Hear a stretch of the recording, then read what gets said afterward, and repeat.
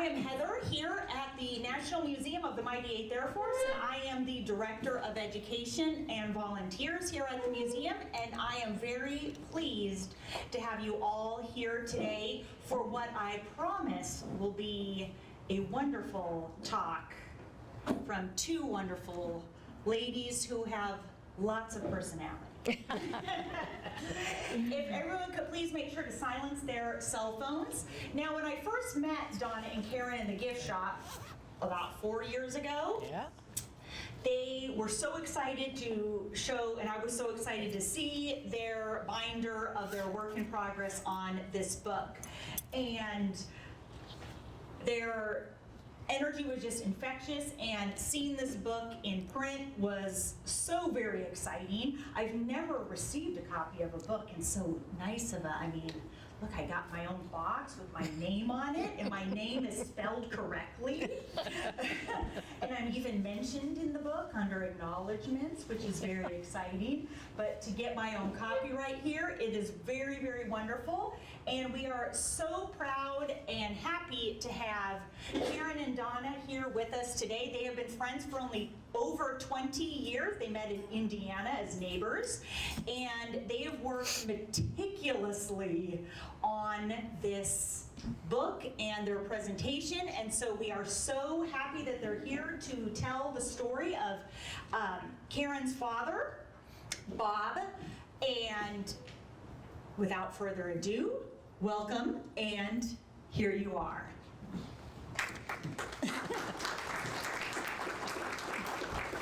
Well, thank you, Heather. It really is an honor to be here today to tell you Dad's story. He's really going to tell it. We're just, what are we? Presenting. Presenting. I'm Karen Hanslick Hoagland. I am Donna Zay Burgard. It's very nice to be here. Thank you for having us. We have a story to share with you today. It started out as a box, an old box with a whole bunch of stuff in it. And the stuff was just papers and papers and papers, and somewhere in the stuff was a green metal box. And inside the box was a bunch of objects that had basically no identity. Karen said, "These are my dad's, they're from the war, what are we gonna do?" So that's what happened 4 years ago, and here we are today with a memoir from Lieutenant Hanslick, and he told the story himself. It became his story. He was a World War II pilot. He flew B-24s in the ETO. He was shot down twice, imprisoned at the infamous Stalag Luft III, endured the forced march in the historic winter of 1945, finally liberated and returned to the USA. This is the story of Lieutenant John R. Hanslick. What is so compelling about this memoir is that you are reading his words literally while he's writing them. He had very pristine handwriting, the printing of an engineer. So we decided we would not transcribe this and just put it with a type word, but rather make images of all of his letters and correspondence throughout the war. You watch him come of age from a young man to a veteran combat pilot in 3 short, yet in some ways 3 very long years. Witness the relationship he had with his mother and father in what can only be seen as raw, untouched daily experiences. Sometimes guarded, sometimes brutally honest. To rediscover these letters is a gift of Providence. The slides that follow are images that remain for posterity for more than 80 years. After clearing through the Nashville Cadet Classification Center, where it was determined he would have the skill set to be an aviator and a pilot, he went to pre-flight school in Montgomery at Maxwell Field. This is a slide where he first learns to fly in Clarksdale, Mississippi. This is a PT-17. We love the Rocky the Flyer look with the goggles and the leather helmet. I wish I had those today. But obviously he needed those because of the open air cockpit of this bi-wing trainer. Let me read one of his first letters to his mother from that location. Dear Mother, I came up another step today on my aim to get my wings. I passed my 40-hour check. I have just one more check, my 60-hour one, and I will have passed my primary flight course. I felt so good after passing my check that I went up and did 5 loops. Can you imagine doing a loop in that little airplane? He rode home every 2 to 3 days. And a month later, in the summer of 1943, while he's at Greenville, he experiences some severe stomach pain. This leads to an emergency flight back to Maxwell Field and the hospital there for an emergency appendectomy. Due to the conditions of the time, it was very serious, and it took him 60 days to recover. That hospital, by the way, had no air conditioning. I just can't imagine what that would have been like. Alabama. Southern Alabama in July. In this picture, he then moves on to Greenville, Mississippi, and he's in a more powerful plane. This is the BT-13A. BT-13A. This is in basic training. This is in basic training. We love the letterhead at the top. Many of the locations he trained at had their own letterhead, which the aviators could use from their break room or whatever. And this is Greenville's. Because of the emergency appendectomy, he actually has to finish with a different group, and he's moved to class 44B. And at Greenville, if you look, If you look at the left behind the propeller, there is a checkered water tower. It is orange and white. That water tower is still there today at the Greenville Regional Airport.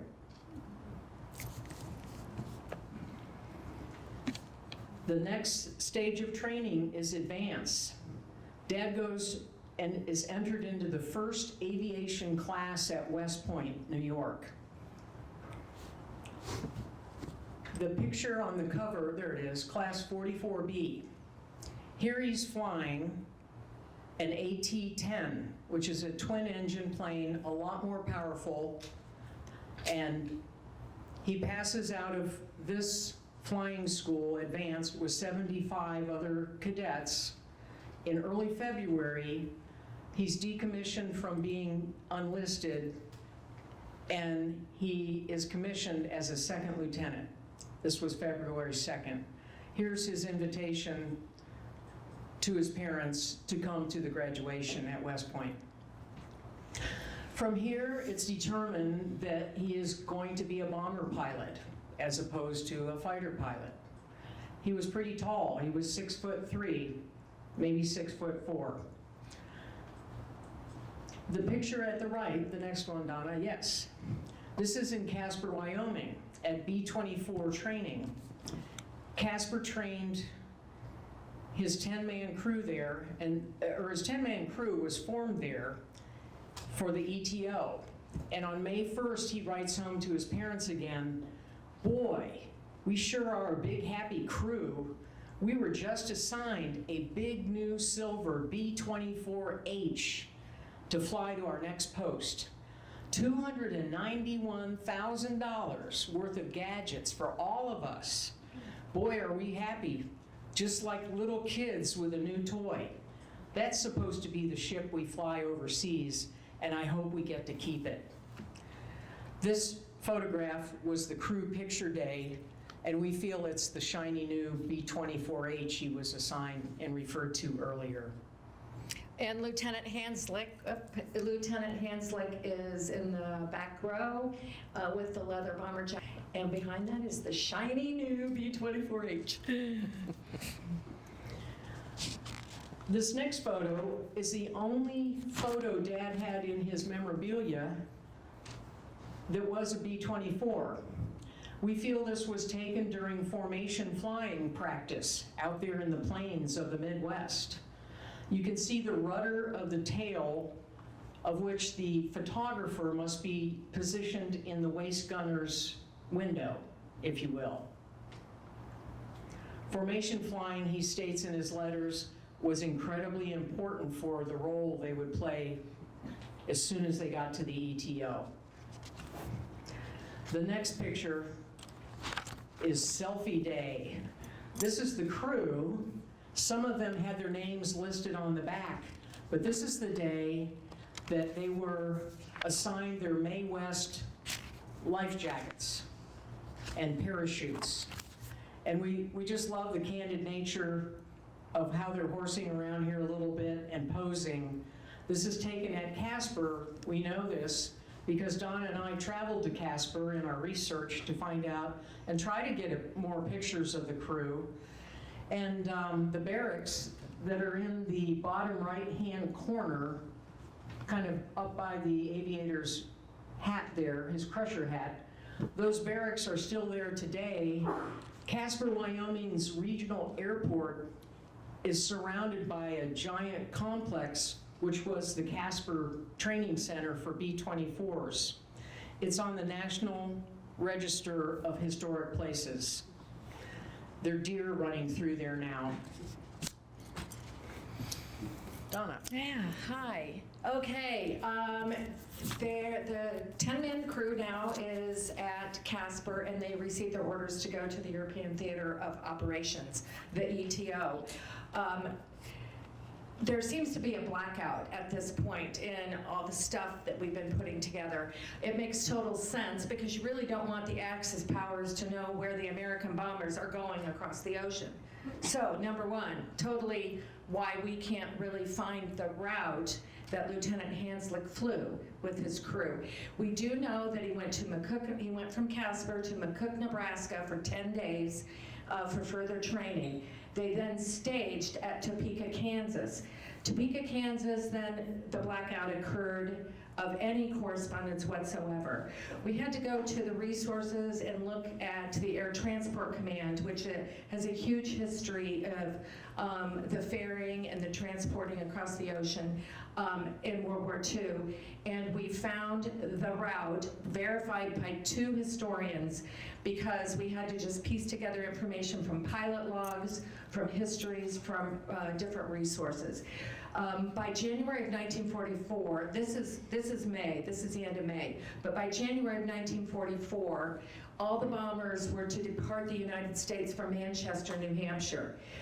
In Lieutenant Hanslick's case, he and his crew stopped at Gander, Newfoundland, and then took the flight all the way across the ocean to Prestwick, Scotland.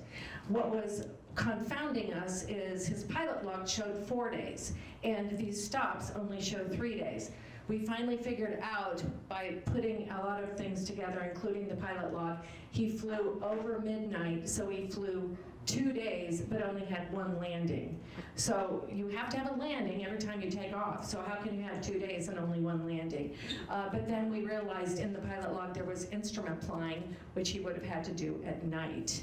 So that was quite a challenge, and it was really fun to figure that out in the end. But that kind of research is what we were up against when there were blackouts in communication.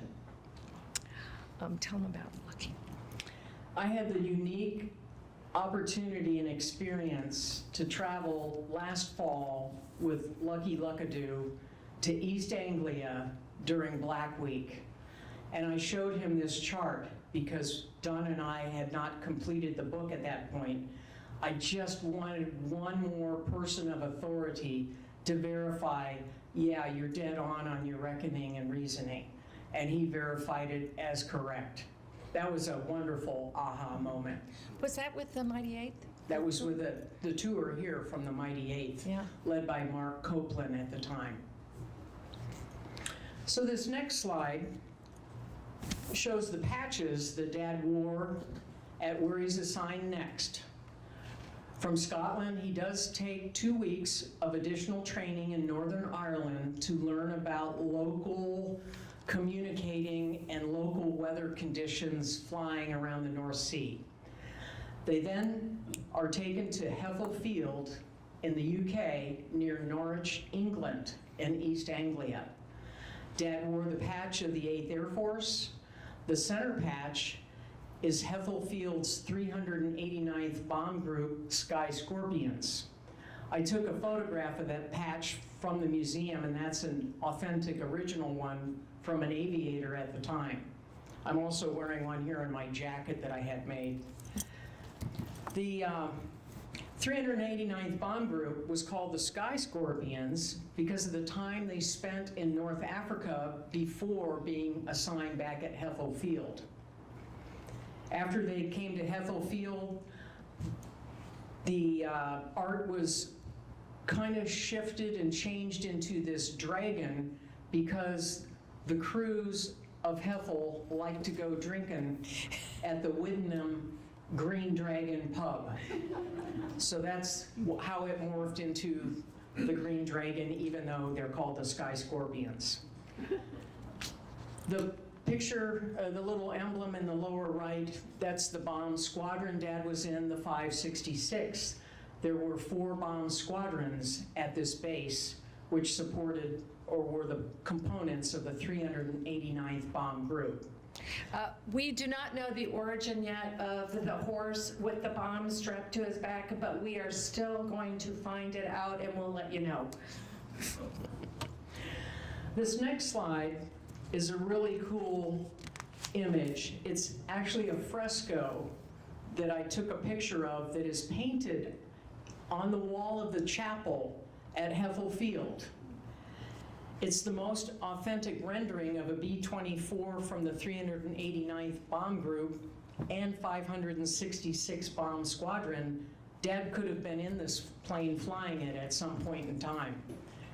You might notice on the front, Delectable Doris. She had some nice nose art. But let me tell you about the markings. The plane's identification for the 389th Bomb Group was a black rudder with a white centered vertical stripe. On the rudder, the 566 Bomb Squadron was identified with letters A through R and a plus sign positioned directly underneath.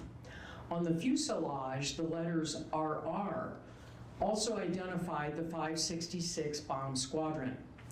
Finally, the star emblem, the black and white star emblem, is the Army Air Force's insignia.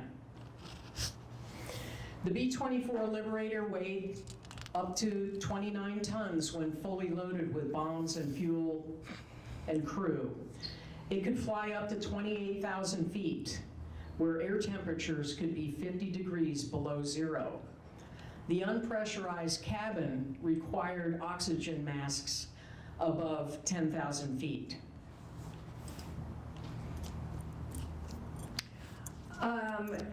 As we probably conveyed, Lieutenant Hanslick was quite the correspondence guy, and the main form of correspondence by the time a serviceman is in the European Theater of Operations is the V-mail, which is short for Victory Mail.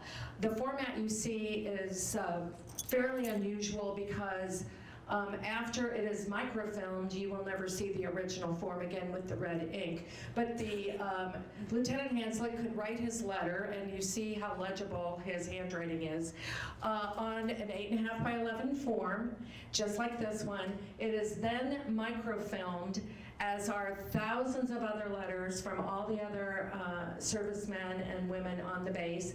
And so these reels of microfilm are transported by air across the ocean, and when they get to the United States, they are then reprinted and sent to the recipient. The catches, they're reprinted 4 inches by 5 inches. So you better have a magnifying glass when you get a letter from your son. The parents would also write on V-mail to Lieutenant Hanslick. So in his letters, he will say, "Mom, Dad, please write clearer. I can't read your chicken scratching." So V-mail was extremely important, and this microfilming was the way that tens and tens of thousands of letters could go without any weight of paper, which can be very heavy very quickly. Okay, this is a wonderful photo of one of Lieutenant Hanslick's pilot logs. They're formally called the individual flight record, but colloquially we all say pilot log. This is his pilot log from August 1944. All pilots have to record every hour they're in the plane. And this one in particular is in August. If you see the center section, you'll see asterisks on the left margin. That denotes a combat mission. Next, you will have the date in August. Then you will have the B24 with an H or J or other letter indicating the model of the bomber. The middle sections will show the hours if you are first pilot or second pilot. And his parents would constantly be asking him, how many combat missions do you have? By the end of August, Lieutenant Hanslick had 22. But why were they asking this? And why was Lieutenant Hanslick telling them on a regular basis? It's because after a certain number of combat missions, you had completed your tour of duty and you could go home safely. So by the summer of 1944, the combat mission number was 30. It had just been increased from 25.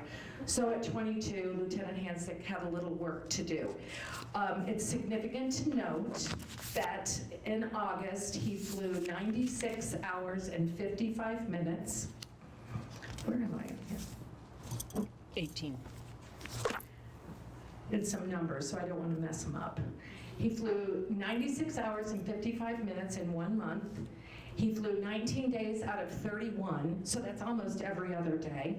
And of those 19, 14 were combat missions. So aerial warfare in the ETO was really super intense in August of 1944.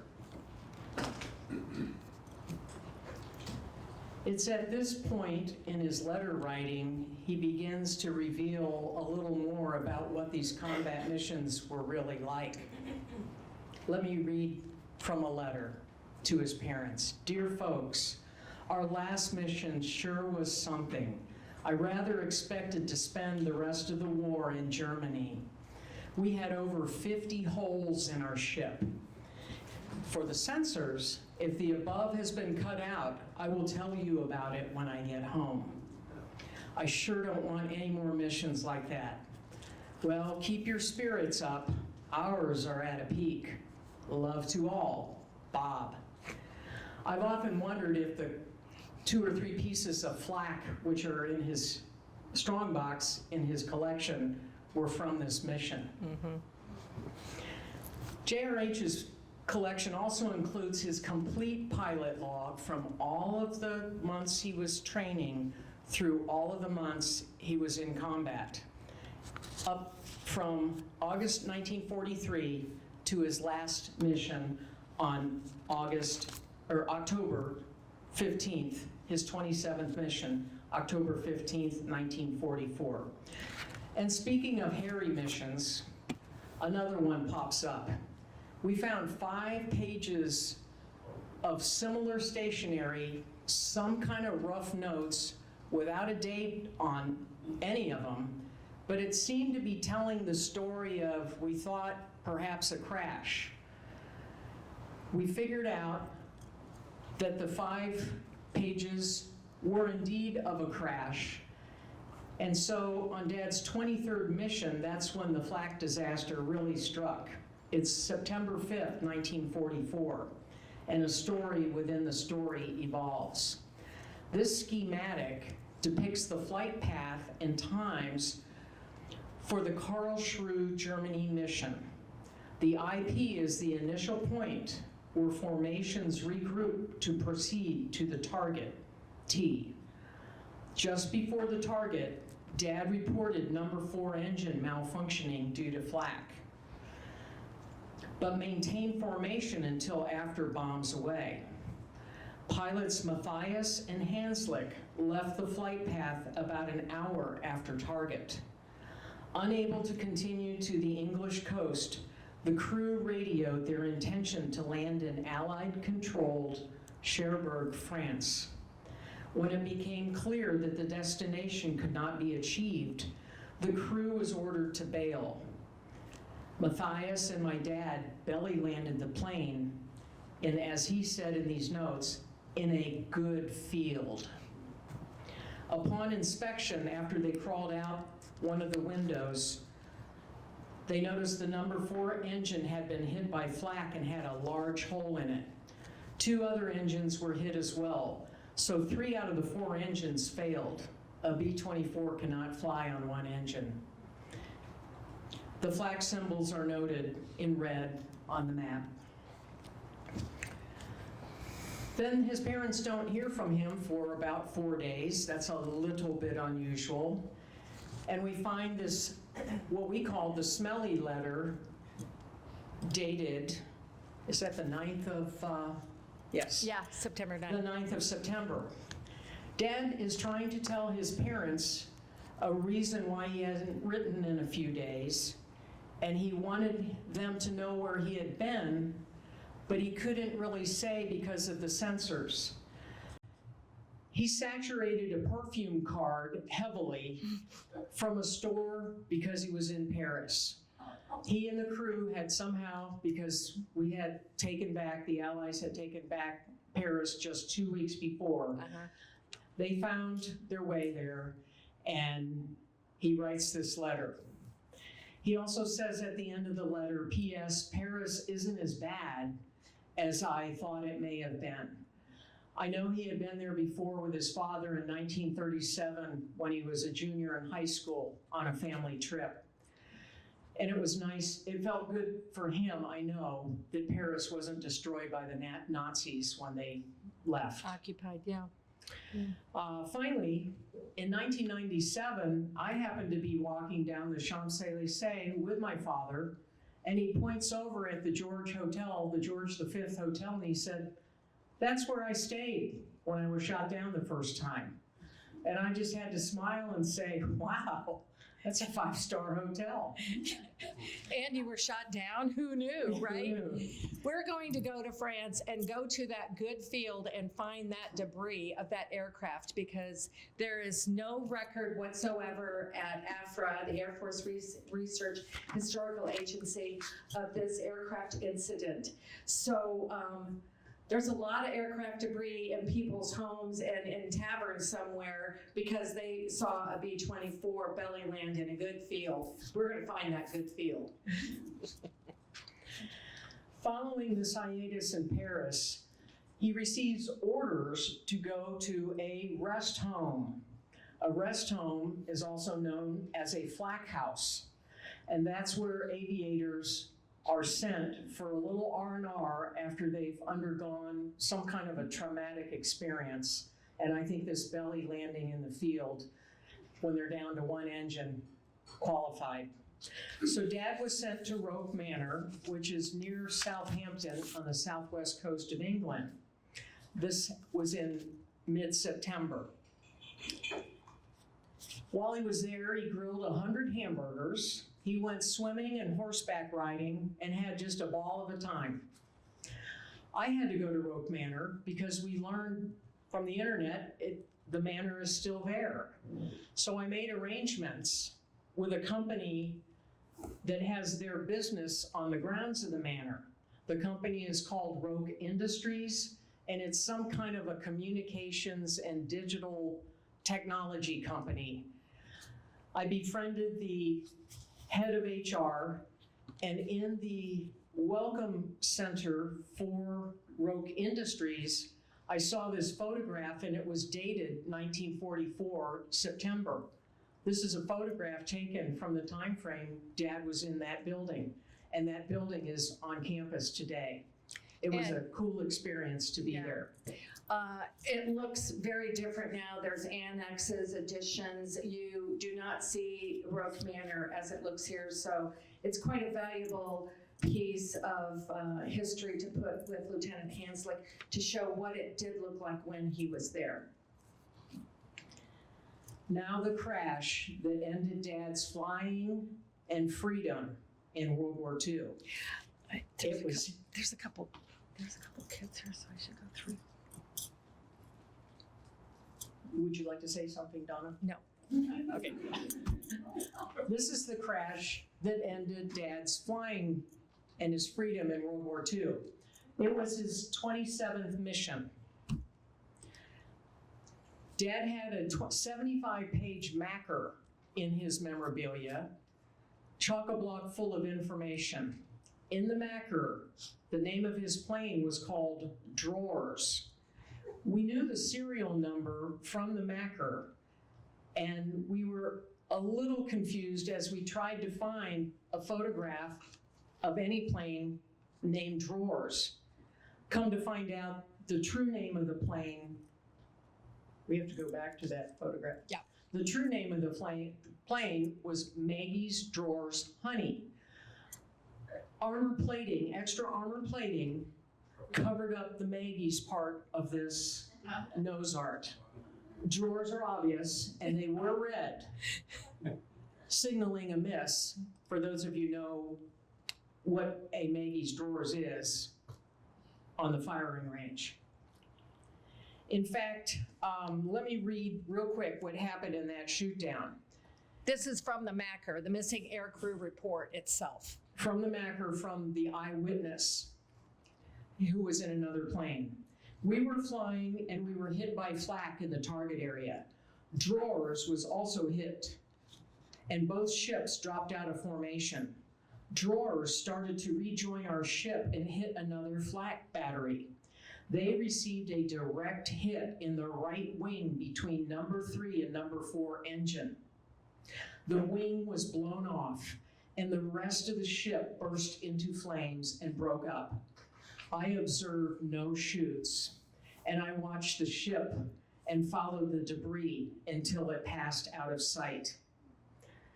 That's why 10 crewmen in the Macker are listed as MIA, when in fact, they all parachuted out. Thank goodness that eyewitness was wrong. Donna. Okay, the 1845 lithograph we have here is very pertinent because we were looking for current day maps that would show the topography and the names of the towns that are mentioned in the records and the reports that we had located besides the Macker. The Macker ended with the crash and with 10 people missing in action, 10 crew people missing in action. And we knew that wasn't the end of the story, so we had to just start going from there and saying what happened to these 10 men and where did they land. And we found this lithograph that mentioned all of the towns that were in the reports and also the topography, because it was at some point hilly, there were vineyards, there were rivers, so this was very helpful for us. The most important entry we saw that corroborated this map is from Lieutenant Hanslick's prisoner of war diary. And he wrote the following: down outside of Hedesheim, about 10:30, no place to hide, picked up 45 minutes later by Wehrmacht and taken to the town mayor's house. Stayed until 1500, searched. Also received first aid for burns. SS soldiers threatened to beat me up. Wehrmacht took me to Langenlongshine. Caught train to Bad Kreuznach and taken to army camp. Received further attention for burns and put in cell. So the locations circled in blue show places from our records and reports of what happened when JRH's B24J went down on October 15th, 1944. Flak hit the engine over the target area, and he writes in a later report, while over Bingen, the ship was hit full in the bomb bay. This burst one of our gas tanks and set fire to our ship at once, making it necessary for the crew to bail out. Shortly after I left the ship, it blew up. And he was the pilot, so he had to be and was the last person on the aircraft right before it exploded. At the same time that he landed near Hedesheim, near a high tension wire, which he mentions also in his memoir, that there are 8 other crewmen that the War Department thinks are missing in action. am I saying it too close? It might be. Okay. So what we found out is 8 other crewmen were captured and became prisoners of war. But Lieutenant Hanslick did not know this. He had no idea the whereabouts or the condition of his men. That leaves 2 unaccounted for men. Technical Sergeant Richard Elwert was found in the countryside near Hedersheim.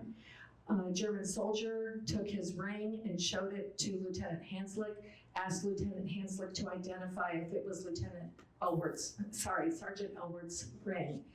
Lieutenant Hanslick could positively identify it, but he was told he could not see the body. So that was the end of understanding what may have happened to Sergeant Elwert. Sergeant Kalinowski was parachuted safely, and he was marched into town carrying his parachute by 2 German soldiers. While walking, an SS officer came up on a motorcycle, put his motorcycle down, walked behind him, and shot him in the back of the head. So while captive, an SS soldier murdered him. Both Sergeant Elwert and Kalinowski were buried 2 days later in a cemetery in Hedersheim. They remained MIA until after the war because none of the crew knew their whereabouts. Dad suffered severe burn wounds on his hands and face when his B24 exploded in flames as a result of the flak hit to the fuel tank. Some of the burns suffered by him are evident from this photo of his POW ID card from Stalag Luft III. This picture was taken 10 days after the crash. Because of these injuries, the U.S. military awarded him the Purple Heart. Mysteriously, we family members never knew about this until Donna and I started looking into this corrugated box full of papers. And on his separation paper, underneath some other stamp from a military person approving his separation, you can see Purple Heart if you have a giant magnifying glass. It's completely blotted out, right? He was so humble, he just didn't talk about it. This is the capture card he wrote home. Well, the capture card he was given by the Nazis to sign his name on with his parents' address. It's a form letter. Let me read it to you. I've been taken prisoner of war in Germany. I am in good health. We will be transported from here to another camp within the next few days. Please don't write until I give you my new address. Kindest regards.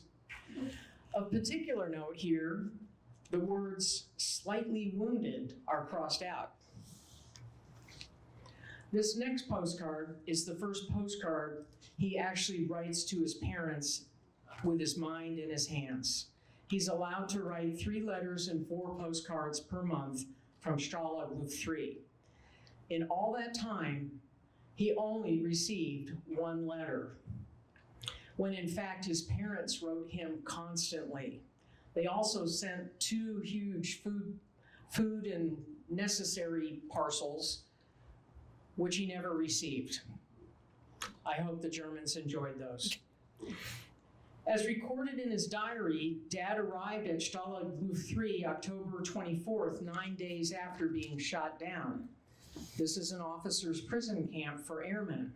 He was identified as prisoner 8286 and given these dog tags.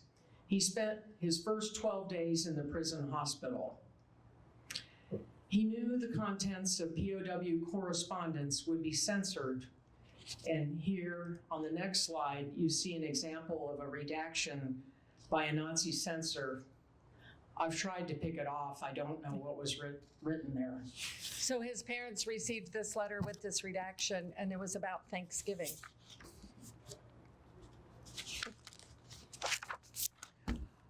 Okay, this is kind of fun.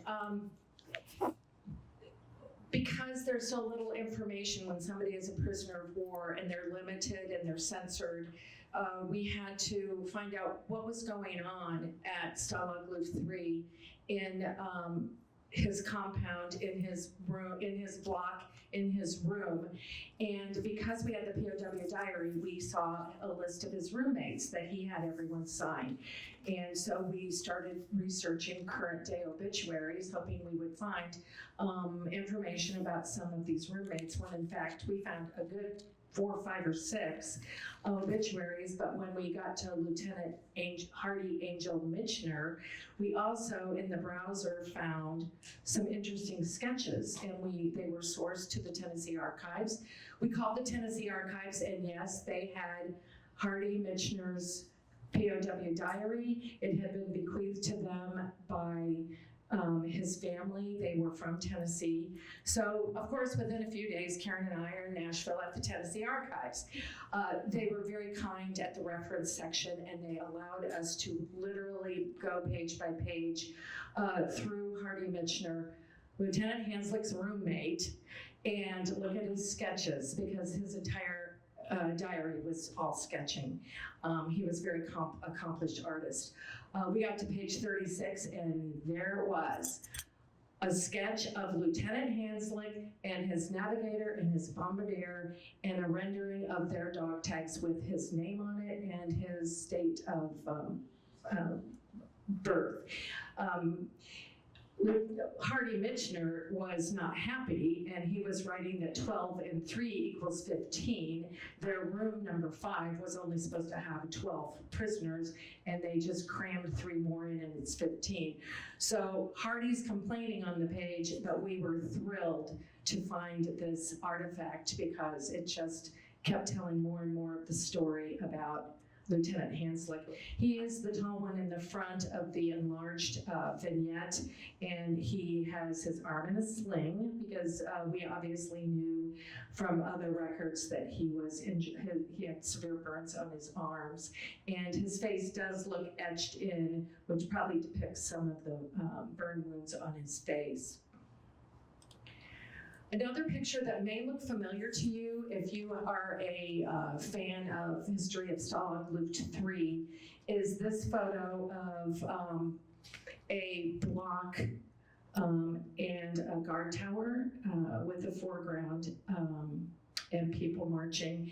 This is from the Clark collection. Lieutenant Clark was in Stalag Luft III at the same time. Colonel Clark was in Stalag Luft III at the same time as Lieutenant Hanslick.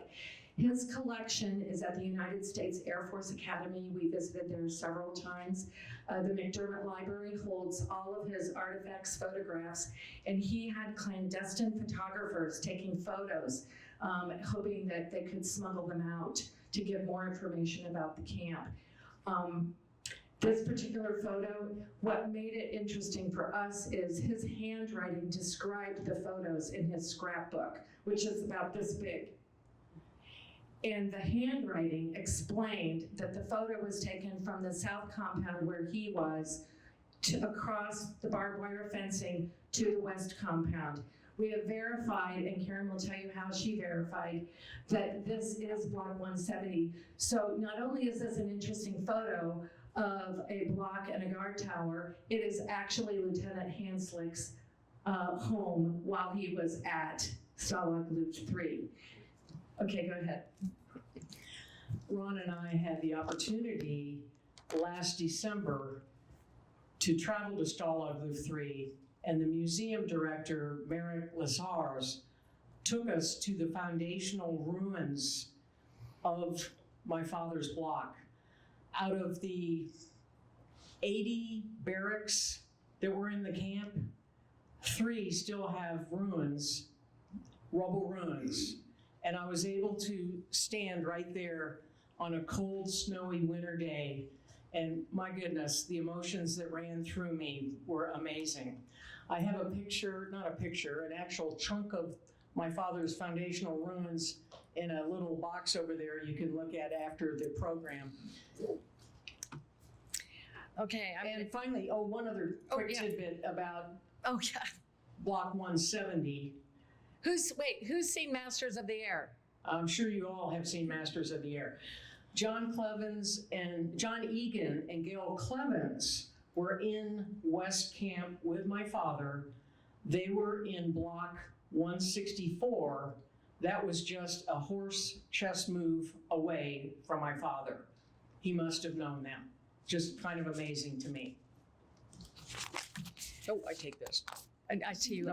Oh, yeah. I told Karen I wanted to tear up. She gets to talk about her father's prisoner of war diary, but I just wanted to try to show you how I tried to wrap my arms around this revelation. We're going through this book and we're seeing all this stuff, and she actually hands over this 5x7 booklet, if you will, and she says, these are my dad's notes that he wrote when he was a prisoner of war in Germany and Poland. And it kind of came over me in a wave. So this is a man who was given this diary at Stalag Luft III, and he could start writing in it. And then he was on a forced march, which we'll talk about, freezing. And then he was at a camp in France to be flown back over to the US. Then he lived in 4 or 5 cities in the United States throughout his life, through about 2 or 3 hurricanes. And we still have this very fragile prisoner of war diary, and how it made it to the year 2024 is absolutely amazing. The page Donna is going to put up right now, we call the autograph page. It's a page that shows his roommates, and he asked them to write on this page in their own handwriting, their name, where they were from in the States, their duty, the type of plane or aircraft they were flying, what their position was, and the date they were taken prisoner. A particular note is the first arrow at the top. That's Crawford Hicks.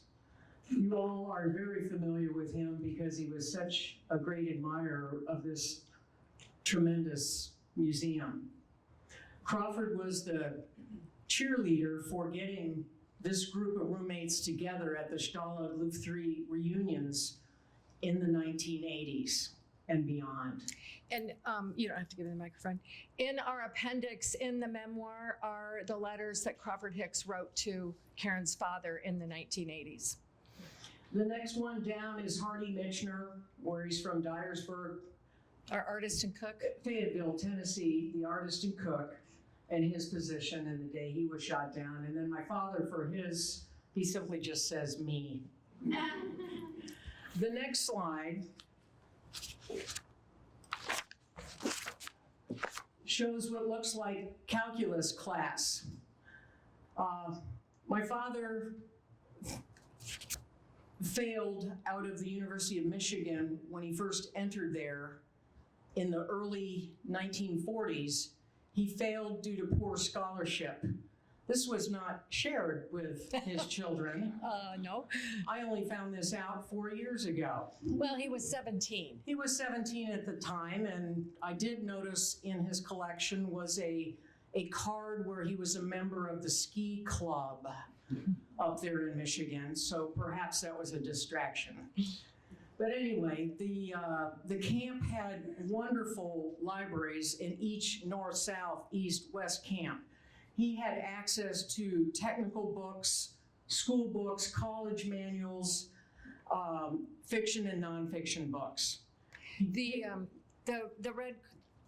Red Cross, in conjunction with the YMCA, made sure that these libraries were fully stocked, and this was common knowledge that these libraries were to be utilized as much as they could be during daylight hours, of course.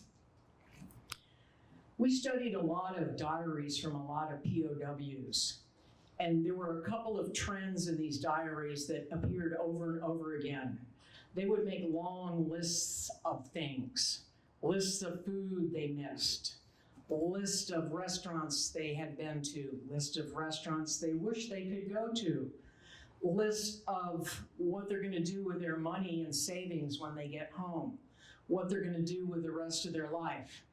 Here's a page where Dad is listing books that he has read, and you can see again how perfectly easy it is to read his handwriting. and he tells what kind of books they are. There were 3 pages with books like this. He read 45 books in 3 months. That's about 2 a day, and One every 2 days. one every 2 days, I'm sorry, one every 2 days. And there was only 1 light bulb in the room, so there was no reading at night. This would have only been daytime reading. He kept himself occupied. This begins the evacuation. The POWs in this camp can hear Stalin approaching from the west. They're not far away. They can hear the rumbling of the guns and the cannons. They also know through their little crystal radios they had in the camp that the Allies were making great advances. Hitler becomes concerned at this point, and he decides on January 27th at a meeting in Berlin at 4 o'clock in the afternoon that he wants this camp evacuated, and he wants all the camps evacuated. He does not want these airmen to go into the hands of the Russians in particular. So Dad and the group were given 30 minutes notice to grab everything they could. They take Hardy Mitchner's beautiful pantry and pull it apart, grabbing food and whatever might be of use to them wherever they were going. They did not know where they were going. And here's a Mitchner rendering of the guys leaving West Camp, where they then joined the rest of Stalag Luft III, where they marched out together, just like in Masters of the Air, 4 abreast at the beginning, and then it slowly degraded down to 1 after another, because it is cold. Yes. This was the coldest winter in 50 years. I have a small part I want to read to you about, where am I 28. going? Back to 28. Sorry, we did a little editing last night. I would like to read to you from his diary. You want to put the map up? Oh, yeah, here we go. From the Clark collection, this map shows the first part of that long march journey from Sagan, Poland, that's where Stalag Luft III was, over to Spremberg, Germany. Dad writes, then on to Moscow, a hellish trip, 20 kilometers, most men half frozen and dropping out on the way. One committed suicide, men falling asleep walking. Some froze, about 2/3 finished. Then 3 days, jammed in a rail car. I had to stand up. My hand is smashed. He arrives from Spremberg. They are railed the 3 days he just mentioned, down to Nuremberg. That's the middle camp they are in on this long forced march. Nuremberg was an awful camp. It was a Wehrmacht camp. It was not an Army aviators Air Force camp. Dad goes on and he talks about how deplorable the conditions were. It's infested with lice and critters. He shaves while standing on ice. He has to sleep in a bed with his bombardier little cotton from the picture a couple before, and the bed is really a bench. They spend 2 months in Nuremberg, and while they're in Nuremberg, bombs come very, very close to them because we are still bombing the city of Nuremberg. It is where munitions are still being produced by the German people. One bomb comes very close to the camp. Dad said the minds of most of the men are shattered. Then they march again, 10 days to Moosburg, Germany, which is down near Munich.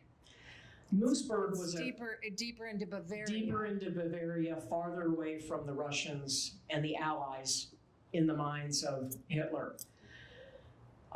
Moosburg was a camp built for 20,000 POWs. There were 120,000 the day Dad marched into camp. The overcrowding, tremendous. There were not enough buildings to sleep in. They were makeshift tents. They cooked outside, just horribly overcrowded. Then all of a sudden, April 29th, liberation. This is Dad's diary and a picture we superimpose over it. It's what he writes as they're liberated. Let me read to you what's behind the picture. April 29th, liberation. Close fire all night. In the morning, much closer, with considerable small arms fire. Several POWs hit. Stars and stripes up over Moosburg at 12:37. In the gate at 14:05. Tank rolls down the road covered with Kriegies. What Dad wrote, we found an exact picture of in the Clark collection at the Air Force Academy McDermott Library. It was wonderful to have what Dad wrote validated with this picture. Then finally on May 3rd,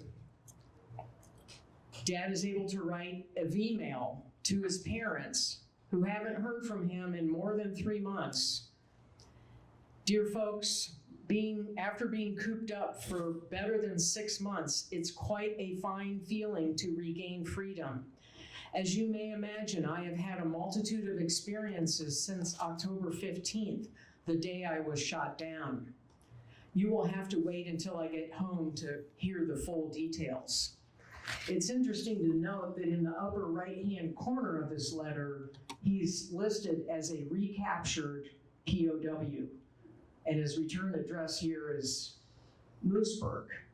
Where he has to stay for 2 more He weeks. has to stay another 2 weeks as the Army tries to figure out how are we going to get 120,000 people out of here? How do we get them fed? How do we get them taken care of? How do we get them out of here and back home? So now the aftermath, finally the aftermath. Dad is flown, fortunately, on a C-47 up to the northwest coast of France near Le Havre. The camp there is called Lucky Strike. There are 5 camps up there to hold returning POWs and soldiers from the war. They're all named after 5 cigarette brands. It was okay to smoke back then. Yeah. Great marketing on the part of the tobacco companies. However, it's still a bit of a struggle.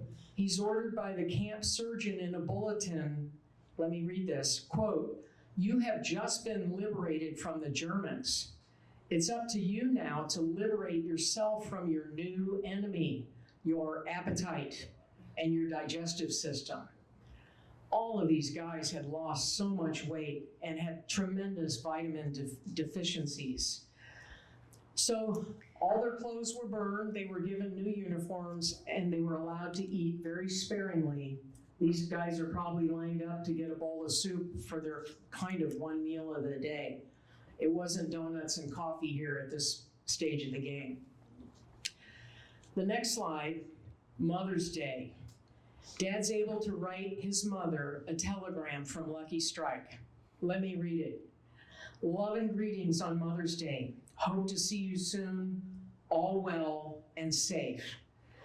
I can only imagine how my grandmother felt to finally hold this from her youngest son. I always wondered, how did Dad get home from the ETO?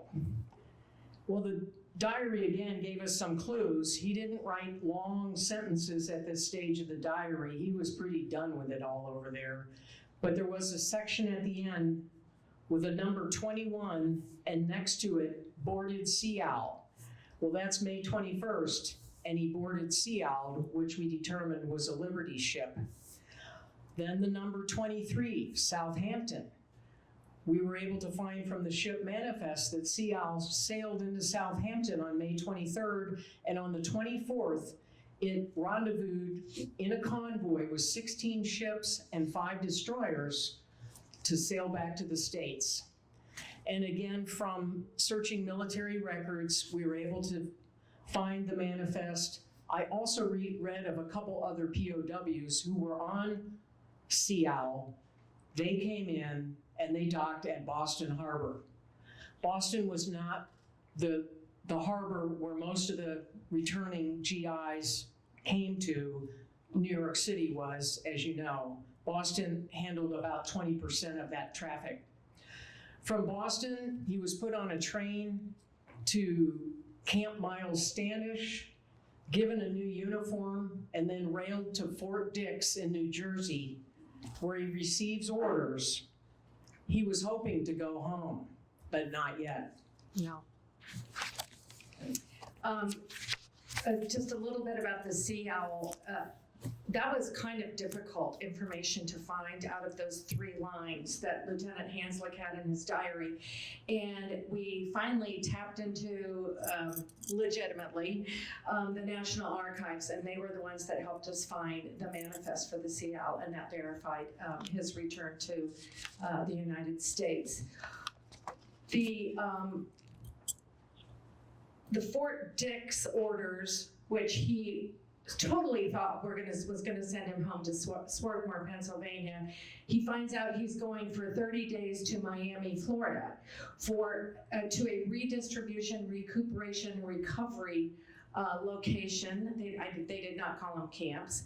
And many of the POWs, you can imagine, had been captive for 6 months to years.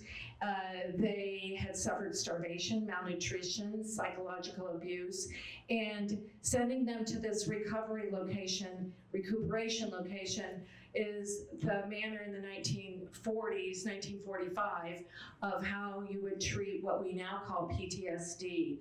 Unfortunately for Lieutenant Hanslick, instead of totally enjoying his stay and getting back on his feet and ready to get into civilian life, he is bombarded with these types of questionnaires. These questionnaires are sent to him because they want him to tell as much information as they know about 2 of his crew who are still missing in action. The one, he can only tell about Sergeant Elworth's ring, which we already described, and that was the end of it.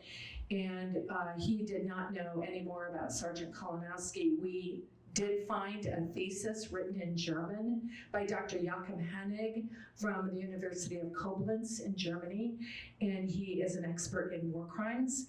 And he had written the thesis called Murder in Lobenheim in German, and we did learn that the civilians in Lobenheim told the Americans what happened to Sergeant Kolonowski, and this SS officer, Kurt Tesch, was tried for war crime trials after the war.